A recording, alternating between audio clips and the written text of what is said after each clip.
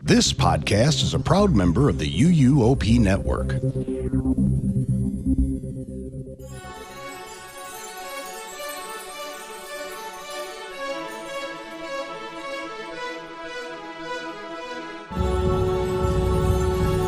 This is episode 725 of the unofficial Universal Orlando podcast for July 29th, 2026.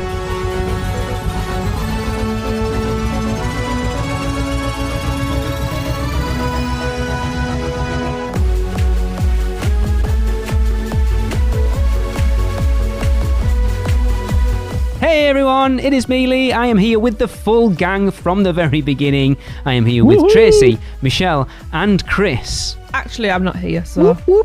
What up, what up? We did have an episode planned for this week. It hasn't happened.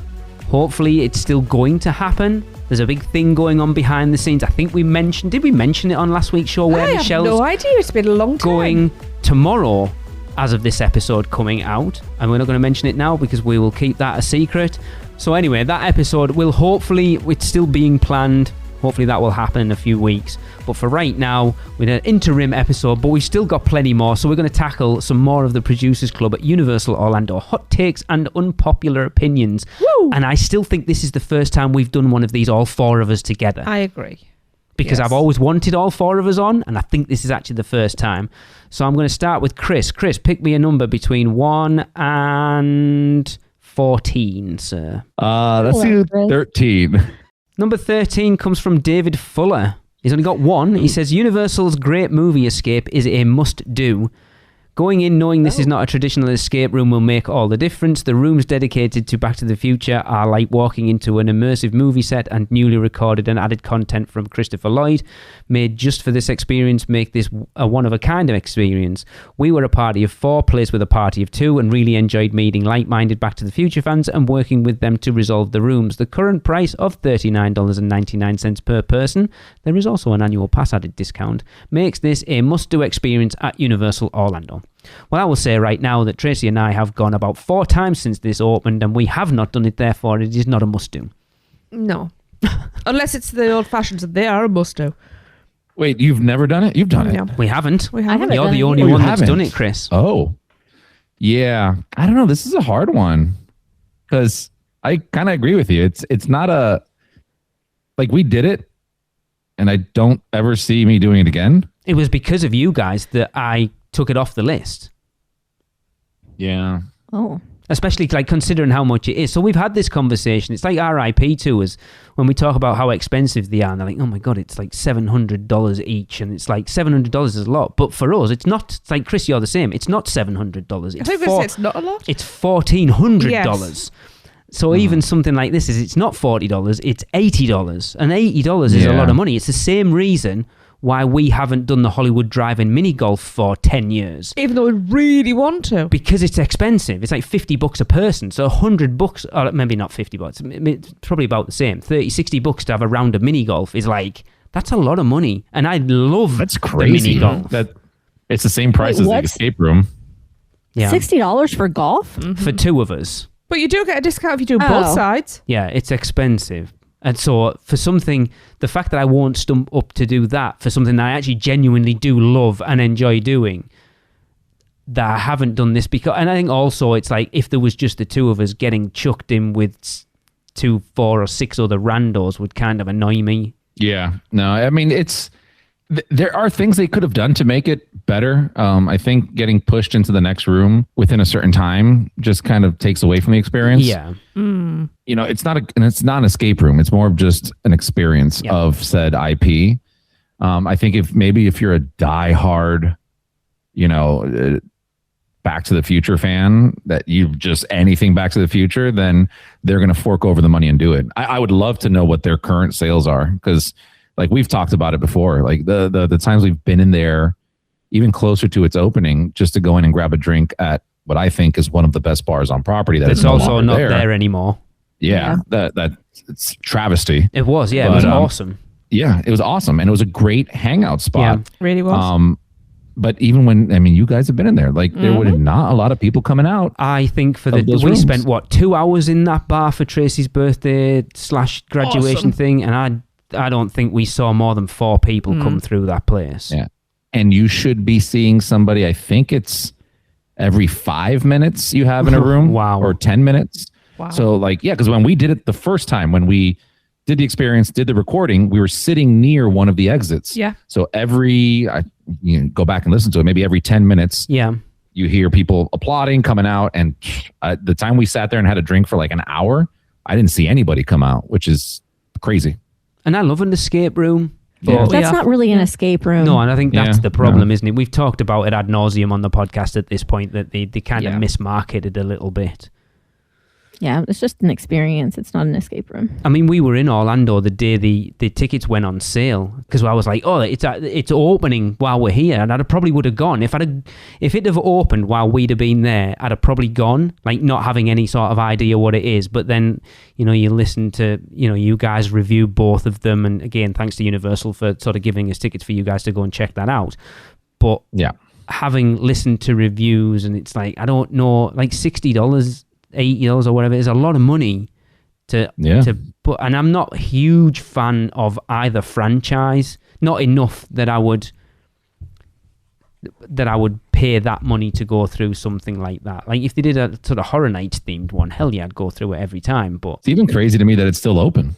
Michelle, what was the reason for you not doing it? The same thing. I'm not like a diehard enough fan of those IPs to drop the money on it when it's not an escape room. If it was a legit escape room, I would 100% do it because I love escape rooms. But I did the Stranger Things experience in Atlanta that was more of this type of setup. And it wasn't, it was fine because I'm a Stranger Things fanatic. Yeah. But I'm not, like I said, I'm not a big enough fan of those two IPs to just have an experience. I don't know. It's just not the same thing. So not interested. Honestly, like where it's at right now, I feel like they should turn it into an escape room, right? You pay this ticket price and you have an hour, go at it. Yeah. And if you don't get to the next room, you don't get to the next room. Like make it a real escape, because they don't have the crowds to support the need of, pushing to the next room. Yeah. Yeah. Yeah. No, but they would, if it was a legit escape room, it would get people because escape rooms stay pretty booked around Orlando. It does, but we've talked about it before, isn't it? Before it opened, we discussed quite heavily of how do you make an escape room at somewhere like Universal that is accessible for people who don't normally do escape rooms, but also a challenge for people who do. And I think that's why does it have to be accessible for people that don't do them? Why can't it just cater to the crowd of people that do them? Because you want it, because it's a theme park with people, families, and all the rest of it. It has to be accessible to everybody. So you have difficulty levels. There's bars there at City Walk that aren't accessible to children and people who don't drink. How is it any different? Because you need the throughput on this to make it worthwhile. And if you had an escape room that like the families come through and go, oh, we can't do it, you lose a lot, I think. I think there are enough locals that come and visit City Walk just to have dinner or go get drinks or whatever go to the club that they would pop in and do an escape room just like they would somewhere else locally. But who knows? They wouldn't do it again, right? Yeah. Because like escape rooms, you're going to go to that. Yeah. You're going to go drive to an escape room, whereas Universal, they're going to just feed off of the crowds that they get. And I need to make it accessible to everybody, even this family that has a 6-year-old that doesn't know what the hell's going on, but it has to be something that at least is entertaining to him by seeing a dinosaur pop out the window or something like that. If you made it purely escape room, I think it would be better. I think an escape room would be better. And again, that's why I mentioned earlier, at this point, make it a true escape room because you're losing money anyways. And maybe you'll draw a new crowd in there that will, make that a destination escape room they want to go to. So you could have family ones where there was like, the actual challenges are for the adults, but there's little things that kids have to do, like put together a puzzle or something like that. So the kids feel involved, but it's not really taxing for them. Well, most escape room places have, several different options that are different levels. So I don't know. Anyway, we're on the rail, but it's a really long time on the rail for an experience that is really definitely a hot take because it is not on my radar at all to do. No, right. I'm going to drop in with an addendum from last week because the Fuel Girls have just announced, so we're recording this On the 20th of July, the Fuel Girls have just announced the wait is over. A new era of Nightmare Fuel is about to ignite. Blood Noir, and we're so excited to be stepping back into the fire for a new unforgettable season. So the Fuel Girls are part of it this year. But they announced they were touring during October. They announced that they weren't going to be on it this year. We can't wait to share what's ahead, but for now, here's a Fog Time capsule. An interesting fact that the Fudge Factor were part of the announcement. Oh, that's cool. We've got celebrities in our network midst, yeah. I did know that actually. Ben told me yesterday. I mean, not wanting to say it, but they are kind of like Fuel Girl stalkers. They are very much. Yeah, interesting. Because anyway, yeah. So okay. we did say on the show last week that they weren't part of it, but yeah, they are. Well, that's down to them what they announced. So interesting. We'll get yelled at for a week until this addendum comes out. Yeah. Of course. Michelle, pick me a number 1 to 14, excluding number 13. 4. Number 4 is from Robert Zellman. Universal Orlando Resort should not have added Express Pass. This is interesting because these hot takes were sent in about a year ago, right? Oh. So he says Universal Orlando Resort should not have added Express Pass to Hagrid's Magical Creatures Motorbike Adventure. The standby line was one of, if not the longest waits consistently in the entire resort. Now with Express Pass, the standby line is even longer.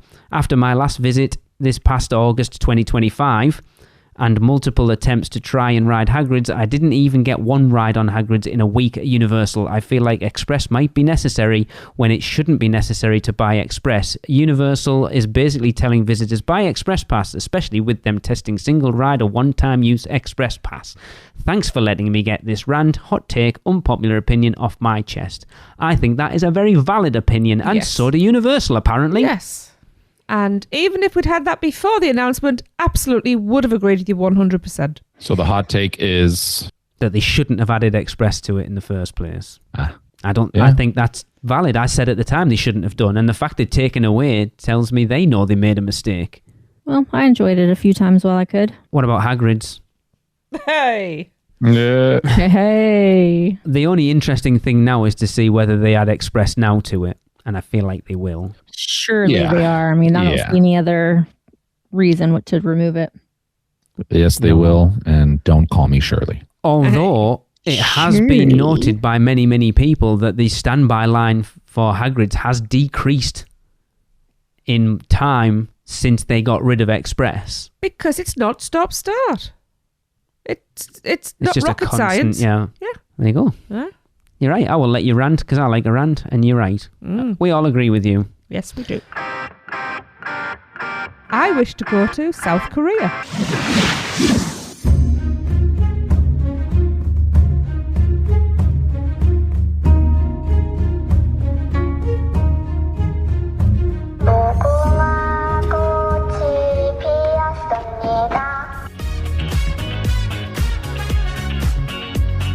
Where can our vacation wizards take you? Just tap the port key at portkeyvacations.com and let the magic begin. Tracy, 1 to 14, excluding... It's got to be number 7. BTS. Number 7. So this comes from our good friend, Mr. Turner Gray. He says, Hi gang, Ryan and I have a few hot takes to submit. So these ones are specifically Turner. Horror Makeup Show is the best show on property.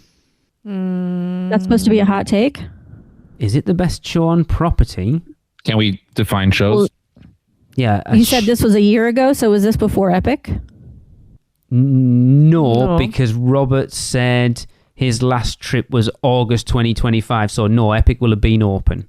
Okay. Interesting. Because I can't disagree, but I'm not sure I can agree if that makes any sense. No, it makes a lot of sense. It's a real tough one. I feel the same way because I love the shows at Epic. I love the How to Train Your Dragon, the Untrainable Dragon, and I love the Stark Arcanu. However, it's quantifying it, isn't it? Because they're all very different. I've had a hard time getting into the Stark Arcanu on my last couple of times going. I've only seen it the one time because it's a very different show from everything else on property, I think. Well, and I've shown up too late to get into the line. They've cut the line off. So but with horror makeup show, like I know I can always get into that show, and I had to go and watch it every single time I was at Universal. Yeah. So I don't know. Yeah, I feel like Tracy. Like, ooh, It's again, Which makes it a hot take, then. I wouldn't disagree, and I wouldn't agree. Because I would be devastated to Right? miss it. But there are other shows, because it's not as technically wowing as like Born and Yeah, I was gonna say Untrainable Born. Yeah, and we're- stuff. You know, it's no, I would see see special. horror makeup over Born any day. Really? See, I don't know. I love the pair of them. Like Born, I would. It's difficult for me because I'd go and watch the horror makeup show multiple times because we know quite a few of the cast. But I would go and see Born multiple times a trip because Same. every time I would it go and blows see me all away. of the shows multiple times. I would love to do a day of shows. Pretend you're a regular guest and you don't know 98% of the cast in horror makeup. So now you're just going to see the show. It's difficult, isn't it? Yeah. I don't know. I still love the show, but I'm a horror fan, and I love the comedic aspect and the live acting. Yeah, the fact that it's a different show every time you go. Yeah. Yeah. And it's also it's throwback humor as well. I think going off what Chris has just said, if I was just a regular guest, not host of this podcast, knowing all the things that I know, I would probably say Born is the best show on property. Really? I love Born. I think it's phenomenal. It's just a technical marvel. It's just everything about. I think people don't realize how much of a technically advanced show that actually is, and it is mind blowing. No, I know it's a very technologically I'm advanced saying the show, and I average think it's person. amazing. Yeah. It's But certainly I really a love controversial. Jumped HHN. us I mean, I here. really, really love horror makeup. Me too. Like we see it multiple times a trip. Like 3. I'm talking if we're at a loose end and all the lines are like, what time's the next horror makeup on? Oh, well, just go and see that. If we're walking past and it's like 2 or 3 minutes to showtime, we're in. Yeah. I think there was a time that Chris and I probably saw it 3 times in one day. Wow. Wow. I've never done that. I think we've done twice, haven't we? Yeah. Maybe. Wow. Michelle is the real super fan here. And that was, so I loved the show even before I was a super HHN fan too. So I don't know. Maybe it is nostalgia. Yeah. I mean, it's a great show. It's hard to compare it because like when you try to do like a ranking, like if we were going to go and give a score to everything like we do to rides. Well, like, which we it will, would Chris. It's coming. Oh, it is coming? It It's is not now. going to be ranked up there. Yeah. And look at what has happened to the rides we've done. Hang on, though. So the argument at this point is the horror makeup. So the question, what they're rating... What's the hot take? Yes. No. What they're saying as the horror makeup show being the best show on property doesn't exist anymore. Yes, I was just about to say that's a bit of a moot point. So we don't know what the horror makeup's going to be when it comes back. So this iteration of it might be a hot take. It might come back and it might far exceed everything else. It might come back and go, actually, I prefer the old one. So I don't know. I'm excited about it because if the people who have been there for decades say that it's going to be amazing, I trust them. I do too. Yeah. Agreed. If they were unhappy, then I would be unhappy. I don't know whether it's a hot take or an unpopular opinion, but it's definitely a debatable one. I think it's a warm take. I think it's a hot take because again, look how Gosh, much Tracy, you said it. You can't agree or disagree with Yeah. that. Like that's the definition of a hot take, right? Yeah. Because like we all agree we love horror makeup, but on paper, other shows are better. Oh, I've just seen one of Ryan's there, and it's the opposite of this question. That's going to be interesting. Cheating. Turner's next one is Rip Rocket is a better coaster than the Hulk, and they shouldn't have removed it. I can't ride Hulk. I mean, I can ride Hulk. I choose not to because I don't want to have a headache for the rest of the day, concussion, and a sore neck. I loved Rip Ride Rocket. I like the Same. Hulk. I can't ride it as much as I used to. It's a once a ride trip now for me. Rip Ride, once I was up and over the lift hill, I was absolutely fine, but that lift hill, Yes. hated it. Oh my Where god! did That I is love the thing that would stop me from wanting to ride it. Why? And I don't get it. I agree with this hot take. I think Rip Ride is a better ride. Yes. Then the Hulk. The Hulk, like you said, like your head's gonna get banged up. I don't know how they haven't fixed that, but Rip Ride itself is a much better ride. But yeah, that lift hill just would keep me off from riding the best that ride. bit. Well, not anymore. Yeah. Well, No, it's not the best That is bit. what literally kept me from riding that ride. So like comparing those two, of course, I would ride Rip Ride Rocket all day long over the Hulk. But that's more because I could ride it multiple times. If they would have put the launch from Hulk onto Rip Ride Rocket, golden. Amazing. can you imagine how rough that would be getting launched straight up and then go straight down? Oh, No, yeah. not That would straight be up. awesome. Instead of the straight up, Blings then people again, out of the straight ride. out of the tunnel.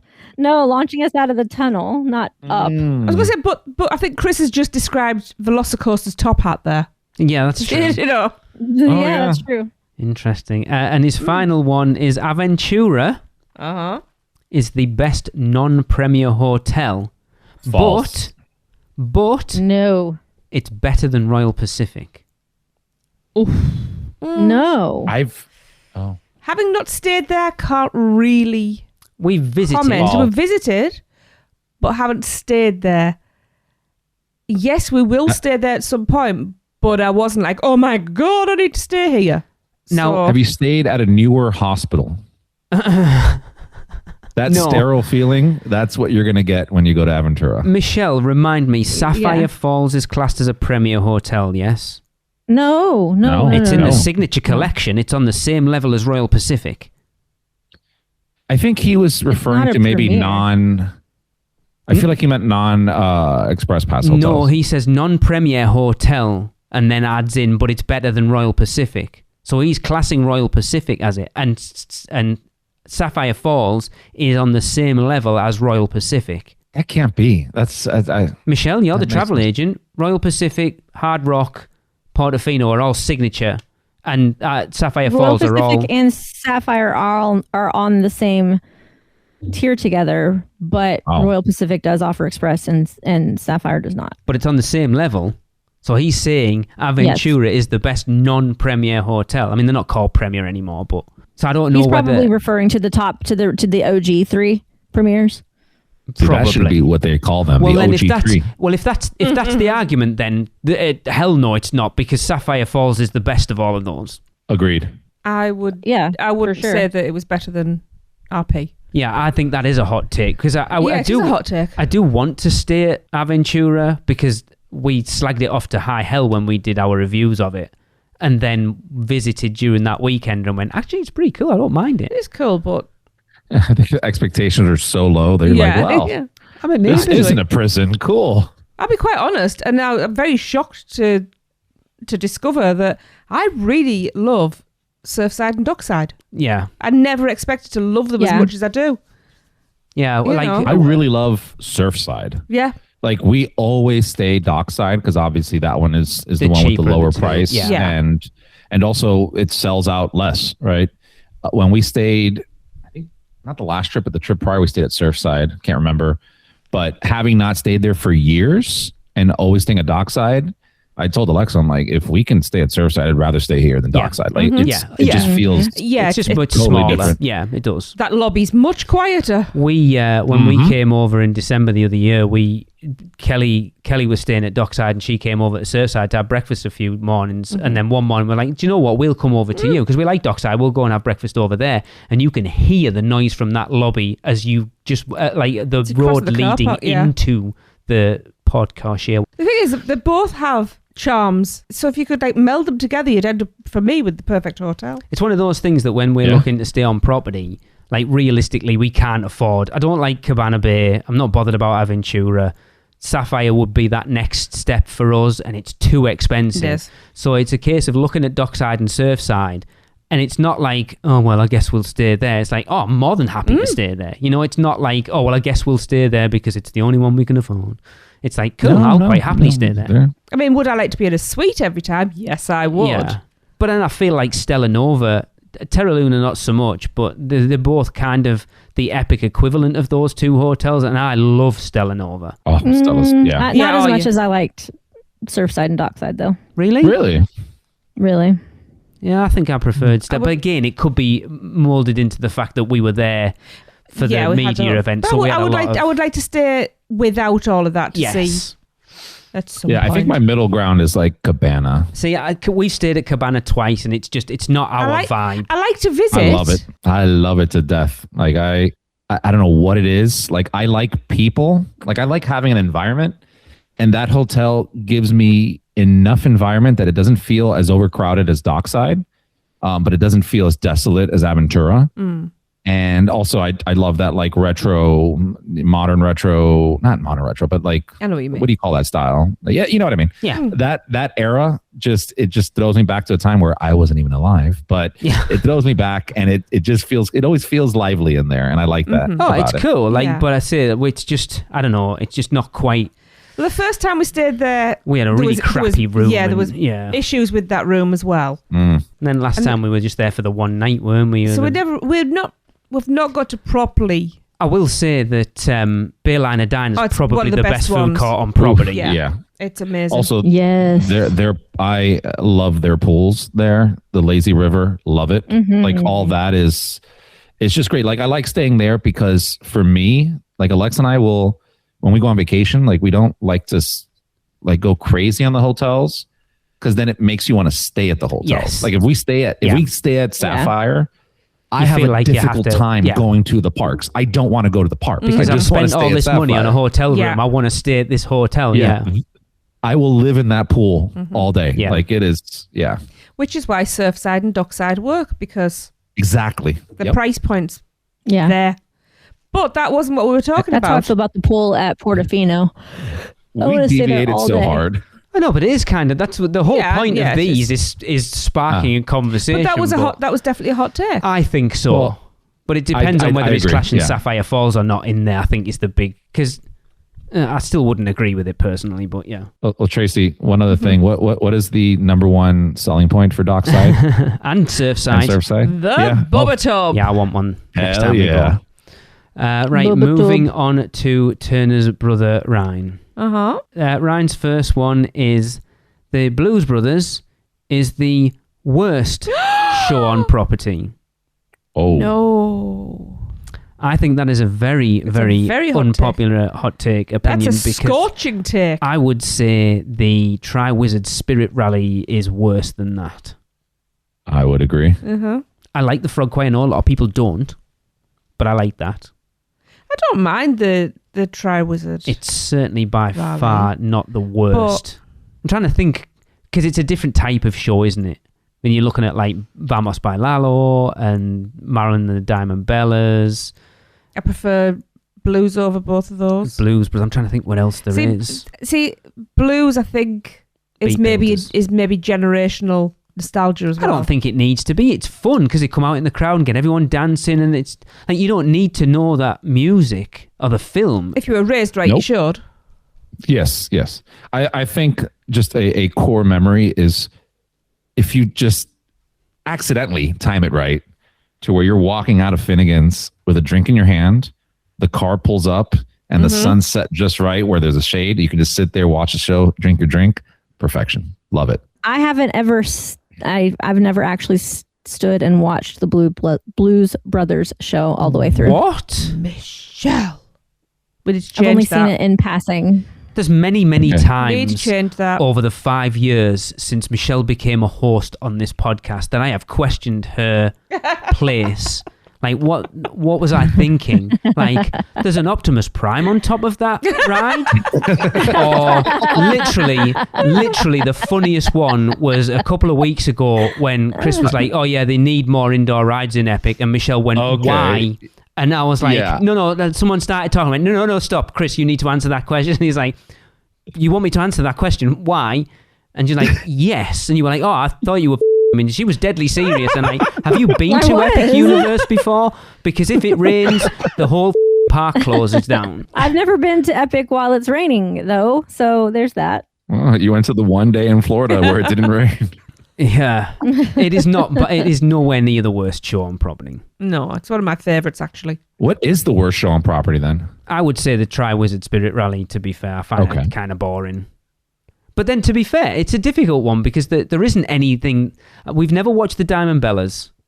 We've seen it in passing. We've never really stopped and watched and timed it right for Vamos by Lalo either. We still haven't really caught the Wizarding Band in Place Cachée yet either. We've got but I mean, that looks pretty awesome. I don't think I'm going to watch that and go, was that was amazing. crap. Yeah. We did catch the tail end and were slightly distracted when my bottle exploded.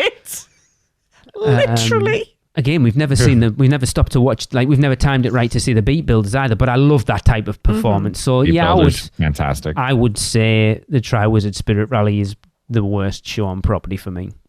Sorry, anyone that's part of that. It's not that it's bad. It just doesn't, I don't know, it just feels kind of bland. There's not a lot you can do with, like the Durmstrang bit's pretty cool, but the Beaubaton bit's a bit naff. Well, that's your opinion. You're entitled to it. Wait, it's like there's not. But that's exactly what they're like. Exactly, and it's boring. I'm not really a big fan of really any of the street shows. I guess street shows aren't my jam. See, I don't know how you pronounce it. Vamos by Lalo. Yeah, that one. Oh yeah. I liked it. It looks great from what I've seen, but I don't like those types of shows where I could end up getting dragged in because I can't dance, and that actually terrifies me. Being dragged into something like that. You need to get Becky to teach you. No, I don't, because she people like their toes. Oh yeah, she can dance as well though. And I really cannot. Yeah, she is a dancer, yes. Yeah. And it makes me very uncomfortable. Oh, so I'm not. So even though I'd say that's probably the one I would avoid, that's not because it's a bad show. I don't think there is a bad show. Tracy, I feel like you'd be the person when they're looking for like, oh, we need somebody to come dance with us over here, and like if Lee were to point at you, like you just rip his head off. Oh, you know it. The thing is, he wouldn't even have to point because they single me out. They're like cats. They know you're uncomfortable, so they sit in your knee. Yeah. Michelle, what are your thoughts on the Tale of the Three Brothers and Celestina Warbeck then? They're not my favorite. Really? I mean, I've watched them a couple times especially when I have other people with me who haven't seen that kind of stuff. I don't know. They're just still not my favorite way to spend my time. Okay. Moving on to Ryan's second one. This one is definitely going to be open for some debate, and I feel like the four of us will probably err on this being a hot take, whereas a lot of people might see it the other way, and that is Ministry of Magic, or Battle of the Ministry, sorry, is better than Monsters Unchained. And I'll go, hell no, hell no, hell no. Ew! No. And I'm a Harry Potter fan. Me but too. No. Respectfully, sir, you could not be more wronger. No. Oof. Chris is very quiet in the background right now. No, I'm just thinking because when we first ranked them, I had Ministry of Magic on top, and then I grew a prefrontal cortex, and then Monsters is the right. I don't know. I was just blown away by Ministry of Magic. Like, I still think it is such a unique ride. I know there's a debate about it being I don't the same think system. it is. That's the thing. I think it is. It tricked the hell out of me the first time riding it, and I also love not many rides have that scale of grandness, even when they're using mirrors and stuff. Yeah, it has the best animatronic we have ever seen anywhere. Say every time that the first time you come, that first Death Eater in that big, I was like, holy crap, there's actors in this thing. I say it every time. I feel like I'm flogging a dead, but it did. I genuinely thought it was a person. And I need a pet, a rumpant now because of that. Yeah. The other thing too, like when we wrote it and we talked about this, Monsters Unchained was still missing like two different effects. I don't think it matters. Again, I was just so blown away by Ministry that I just blew everything else out. But then after rewriting, like Monsters Unchained with everything working properly is such a perfect ride. Like there's nothing to modify on that ride. Exactly. Mm-hmm. My big issue with Battle of the Ministry, so I was expecting it to be Universal's Rise of the Resistance. And I haven't ridden Rise of the Resistance, but we've watched more than enough ride-throughs of it. So I was expecting it to be the Harry Potter version of Rise of the Resistance. And it's not. Not by a long stretch. stretch. Wanted that same ride vehicle? Maybe just something on that level where it felt like it was... So you've got like the trackless vehicles and then the drop, the drop in it, and it's like just Rise of the Resistance doesn't do anything new. it just takes a number of different elements. It's like Spider-Man with a bit of Tower of Terror, with a bit of Forbidden Journey, whatever, all mixed together. And I expected Battle of the Ministry to be that ride, and it's not. But the fact that the finale of that ride is probably the worst bit of it as well kind of leaves you with a bad... Yeah, the projections on those faces are horrendous. Horrendous. It's like they ran out of money and just had to slap something together. So you come out of that final scene going, oh God, that looked rough. And that's what you remember. Yeah, I agree with that. And so, but I remember riding Monsters the first time, and friends of ours, Simon and Susan Vanessa, were in front of us. They waited on the unloading platform to see our faces getting off it. And we were just like, holy crap. If you look, I posted our ride photo of it from when we were there with Michelle. It must have been opening day, and Michelle's just got both arms, both legs stuck out. Yeah. Like, I was give so me my excited. monsters. Like, I wanted to hug them. I was so excited. I don't think it. I enjoy it the more I ride it, like Gringotts, because I see it for what it is. But in no way, shape, or form will it ever be better than Monsters, in my opinion. Agreed. No, yeah, I agreed. And his final one, this is an interesting one because I still haven't ridden this enough to actually make a decent decision. That is, yellow is better than green on Stardust races. I can't remember which is which. I think green's the slightly more intense, yellow is the slightly more balletic. I like the green one better. I've only ever done the yellow. If the side by side, I left don't and know. right, let me have a look. If I remember correctly, like I like think the yellow's green one. the right-hand side, like going out of the load platform, and green is the left-hand side. So yellow's the one where I lost my boobs. I had no idea. Probably, because like the thing I don't like about yellow, and maybe things like, I'm sorry, maybe people like it because of this, is like you said, it's more, you said balletic, Yes. right? Yeah, like those like hills that throw you up, I feel like it just kind of like rips you out of the seat uncomfortably. And yeah, did not like any of that. But the fast one was great. No, the yellow Green. track is the left side of the station, while the green right is the right. All right. Got it So the wrong. green's the one that we rode at night. I don't remember. Yes. We rode green the day we rode it on opening day with Yes. Michelle and Audrey and Gillian and Ben and that was Aubrey. yellow on the other side. Yes, you're right. Well, yes, of course. It must have, of course it is. That Michelle, I don't know why I didn't even think of that, because I know you were on that side and you just said you haven't ridden green, so it had to be that side. Yeah, I think I prefer green then. I'm trying to remember. I'm just looking at pictures to try and... Why do you prefer green? Because you feel like it's more intense? Yes. Okay. So green's the one that crosses over the top. Oh, I haven't ridden it anywhere near enough to know that much. No, I'm thinking.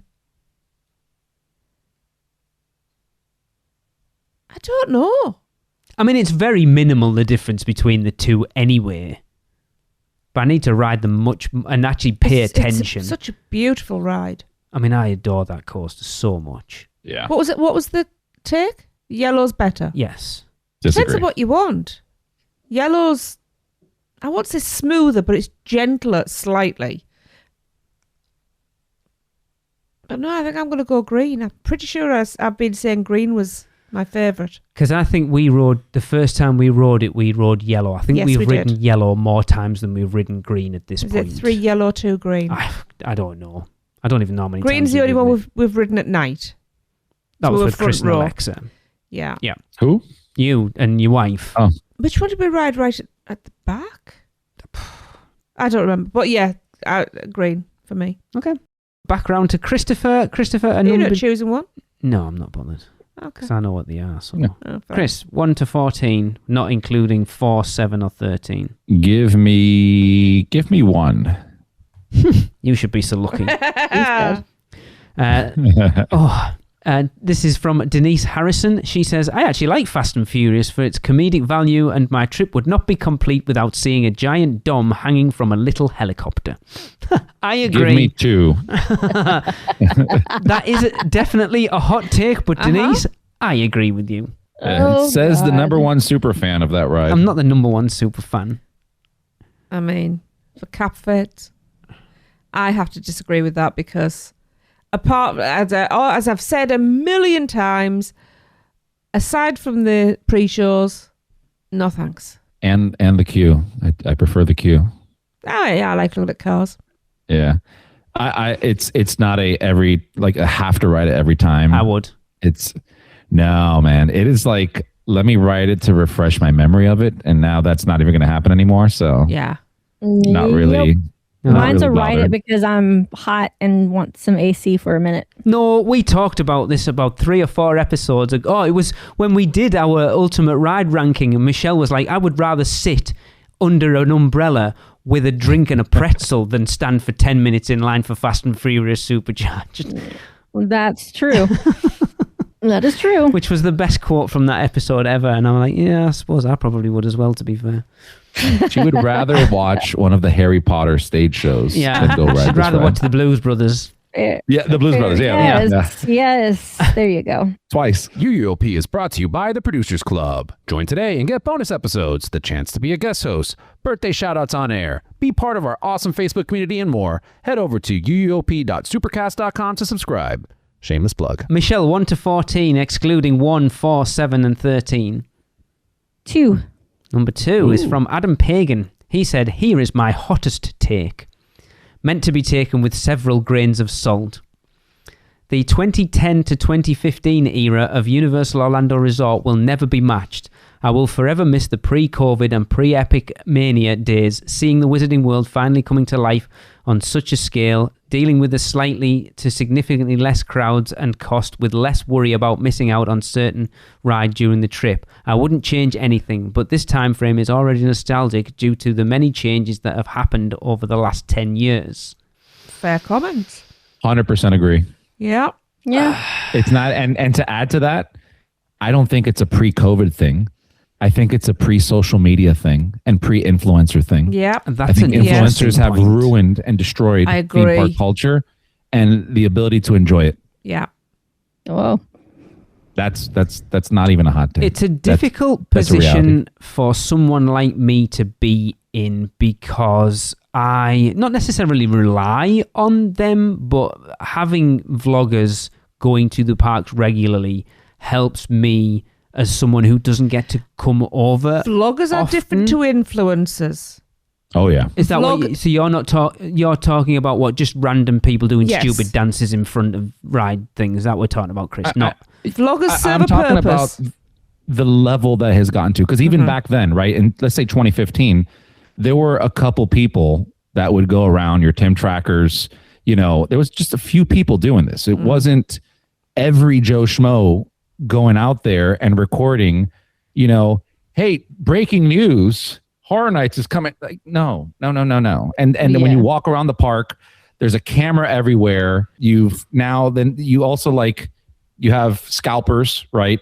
That buy everything up, Yeah. that don't allow you to enjoy. Like that, it was a different time altogether. And I think the advent of social media, and not even YouTube, but like your Instagram Reels and your TikTok, like that short form video really accelerated that, because you had your vloggers, right? Like Tracy had mentioned, your vloggers are spending a great deal of time filming, you know, writing scripts, doing editing, and putting out quality content. That I don't consider that like an influence. Okay. I consider that like a source of information. yes, okay. You know the other fallout that I'm talking about. The ones that are literally just there trying to get followers. It's got nothing to do with Correct. giving information. It's just, look at me in the parks. Please like my content. Right, just Correct. now, I know Michelle's going to know what I'm talking about here. It's not theme parks, but BTS touring at the moment. There are people who haven't been able to get tickets because they've all been snapped up. I saw it in London 2 weeks ago. There were people filming their reactions. Oh my God, oh, they're so good. And then turn around going, oh, what song is this? Oh, who's that? Wow. Because they're just there for the clout. And it's Yes. off. You should have to pass a test before you do anything like that. Yeah, and it's getting the crazy. same in the parks.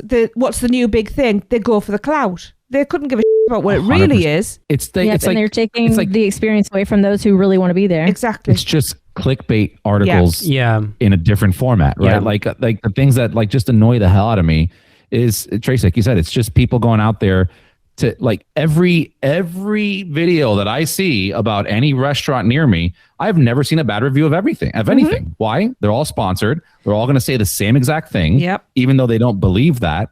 And then also, like, on top of that, I think social media and these videos, right? Like, I will skip stuff on purpose because it ruins and takes away from the experience, right? There was something cool to be in the pass holder page back in the day when you had your Matt Korn running that, even prior to him. God, I can't remember her name, but that was a page like I would check 3 times a day because it was cool. You have people sharing information. You kind of worked for things. Oh, there's a secret entrance. Tell me about it. This. And then now you just have everybody going, here's your top 10 things to do over there in Universal. This is the full experience. Blah, blah, blah. And it just really doles out the effect of going on a trip. Not to mention, again, just if there's a new item that drops in the park, right? Like, I'll give you an example. Those Mickey waffles that are they're like sugar crusted Mickey waffles that are being served at some random Saratoga Springs restaurant that you can only get on a cruise ship or there. Okay. Like, every vlogger in the world went to that. And now the line just is maybe 100 people deep to get waffles at people staying at a resort, right? Because everybody's like, you got to go try these. So then everybody goes to try that. Whereas before it would maybe word of mouth, right? Like, your friend stayed there, like, hey, I stayed at Saratoga Springs. This is like really good waffles. You should go here and try. Like, oh, maybe on my next trip I'll do that, right? Not the whole world going, gotta go do that. That's internet culture. You can't get away from it. You can't blame people for it. But you're right. It's like, but I also do agree that it is a pre-COVID thing. Like, pre-COVID, like, you look at the things that Universal have done. We talked about it at the time. Michelle, the episode that we did with you, me, Robin, and Seth, and Robert Niles, talking about who came out of COVID better, Disney or Universal. And Universal came out of COVID in a really good place. They really did. Like, really strong, because Universal used it as an excuse. Disney used it as an excuse to cut back on things to make money, whereas Universal were like, we know we've opened earlier, people are coming to us, people are getting off with Disney, so we're going to go to Universal and we need to bring those people in. So they, for that first year, really, I think it was Robert said it, they're still acting like a brand new company, even when they don't need to. So they've dragged all those people in, and then over the last 4 years, you're starting to see, and we've complained about it a lot recently. So the ride and dine package for Mardi Gras, we said for the longest time, it's like, I still can't believe that Universal do this for free. And Chris would every time would go, Lead, stop saying it because it won't be. And now we've got that. Express Now, all the rest of it, that's all this. I mean, they're just a couple of things. A lot of things that used to be free or inexpensive, now it's an expensive place to go. It's still simpler than going to Disney, but it's not as simple as it used to be. So I do agree that sort of 2010 to 2015 era was just overall, from, like you said, with an influencer perspective, and also from Universal being in a very different mindset with their guests, was a very different time than it is now. I mean, it goes back to social media. When you have like 10 different influencers telling you, did you know about this secret trick you can do on Men in Black where you can sign your name in this book? And then that goes out to hundreds of thousands of people. And then now they take it away. Because before it was like, you go on The Mummy. Can I have a tour? Yeah, come back at 4. We'll do one. It was so easy. Try that now. Not anymore. We did that immigration tour in Men in Black before it was a thing. Just a team member friend of ours was like, hey, do you want to go down? And we were like, is that a thing you can do? He's like, oh yeah, I'll take you down. And it was like, what the hell's this? This is super cool. Was the book there to sign? We signed it. Yeah. Was there? Okay. Yeah, and then we also we did an RIP tour, our first RIP tour in 2015. So whereas now that cash bar is in Fallon, it used to be downstairs in the immigration room at Men in Black. So we got to go down there as well, because like Darren was in his element that night. We all were. It was really great. Yeah. I mean, look, going back just to one more quick thing on that. Like when we first started listening to the podcast, Alexa literally still has, it was a note on her iPhone that we would keep track, and we'd listen to episodes and get little tidbits. Oh no, it was good. It was like tidbits of information. We were putting together a list of all these tours and all these new items, right? Like anytime something new was discussed, like we'd put it to the list, and that made every trip we went on, and we were going very frequently, it'd make it a little bit different every time, right? And that felt very satisfying to go. You heard about it. Oh, I got to, try to incorporate this on the next year, try this new food item, blah, blah, blah, blah. That was to me like a better experience, right? Because I heard about it, but I didn't see everything. Okay. I didn't get the input of all that, right? Like it was the way that, I say we now because I'm on the show, but the way you guys were doing that before, it was more of like almost like a scavenger hunt type thing. Like write this down. We're going to go try to find that, like goose juice and juice, moose juice, That's what I was going to ask. So when you talk about vloggers and influence and stuff, do you count us in that? God, I don't think we influence anybody. I do not consider us influencers in that thing because we're not vloggers. No, but we're still putting content out there talking about all these things that people wouldn't necessarily know about if we weren't taught. I know it's already out there, but you know what I mean? When we started... No, it's a gray area. When we started doing this, there wasn't really... Like, we started this in 2007. There were no vloggers, really. We started really early on. And what we do is not intrusive to anybody's, like... daytime enjoyment. We're not we're not actually physically doing this in the park and getting in people's way. We have. I'm not saying that we have or not. I just wondered whether you felt like the information that we're giving out there is the same as that. I guess but it's different. But like when we started it at the time, there wasn't anybody else doing what we were doing. So I like to think that we're responsible with our information. It's not clickbaity crap. I mean, I would like to say, and one of the things a lot of our listeners talk about is we're doing this from a fan perspective. We want to talk about this stuff and tell people about this stuff because we're fans and we're excited about it. We love it. We want to share it. We want to make everybody else's vacation Whereas we're not better. doing it to get clout or money or whatever it might be. Money. No, definitely not. Yeah. Well, let me ask you this, Lee. What do you think? Do I think? No, because I want this to be something that people do to, yes, get information, but also, so one of the biggest things that I wanted this to be when we started it was, and it's the reason I found podcasts. When I'm not there, how can I be there? Yeah. How can I keep up on that information? Like, how can I just keep it in my day-to-day life? And listening to podcasts was what I filled my time with when we weren't in Orlando. And primarily at the time, it was Disney stuff because there wasn't anything out there. And so that's... Not until us. That's where this came from, of like, there isn't a Universal podcast out there. Well, just do one. And then you can control what it, I want one. Therefore, this, I said it before, I did this podcast for me because this is what I would want to listen. I wouldn't necessarily want to listen to myself, but you know what I mean? The content that we put out is the type of content that I would want to listen to. It's like reading a newspaper. You're getting the information, right? But you're not having the experience ruined for you. Maybe I got to zone in a little bit more and say short form social media platforms have destroyed that culture, right? Because us telling you about, hey, we're doing an episode on some, secret things that, a lot of people don't know about, right? Somebody still has to go out there and has to like sit and listen. Like there's a level of energy and effort required on the listener's perspective to sit here and hear us talk and then want to incorporate that. Whereas, let's use TikTok as an example, because that is the largest social media platform right now. That you'll have somebody go on there, romanticize dog and then show you the entire experience to the point where I don't need to do any of this anymore. Yeah, you're right. And the only reason why me as a consumer or watcher of your product, I'm going out there so I can take a picture of said dog and put it on my Instagram to make let other people know that I went and did that. I think that whole culture is completely toxic. It has ruined experiences for a lot of people, and the theme parks in general. You can't.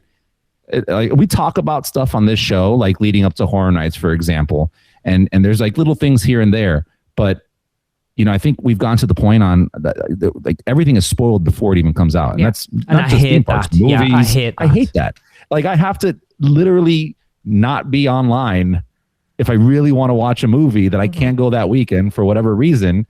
And like, it's impossible not to hear about. I think that's kind of ruined a lot of experiences that we enjoy as a general population. Tracy and I have started doing it a lot recently, where we've started to watch movies that we haven't seen the trailer. We will not watch the trailer for. Like someone will go, so for example, a film called Dust Bunny we watched at the beginning of the year. I just heard someone at work said, have you seen Dust Bunny? No. And it's really cool. Told me Mads Mikkelsen's in it. I have no idea what it was about. All right, I'll get it. Watch it. Brilliant. Mental. Still not really sure what the hell we watched. But loved it. Like just watching movies, not knowing what they're about is such a breath We've of fresh really been air. enjoying movies again, haven't we? Yeah, it's awesome because you just, like you say, you know, if you watch one trailer, I'll be honest, I watched the Avengers Doomsday trailer today just because I'm actually quite looking forward to it. Yes. And I don't think it gave an awful lot away, but I will not watch another trailer for it.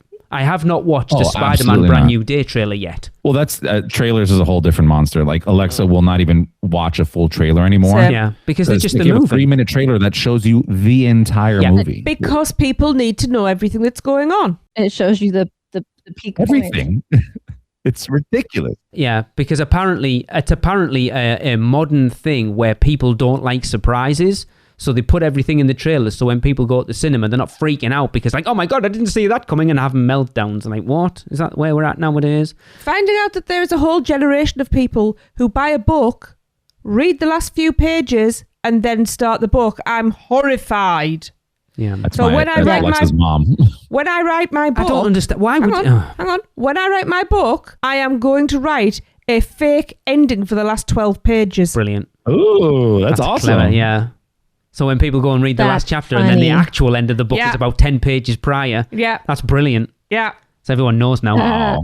That's a really good idea. I like that. We should start you doing should that for the probably podcast. bleep that out so nobody takes that idea. Yeah, I might do actually. That is a really good idea. Good. Cool. Thanks, I've just had it.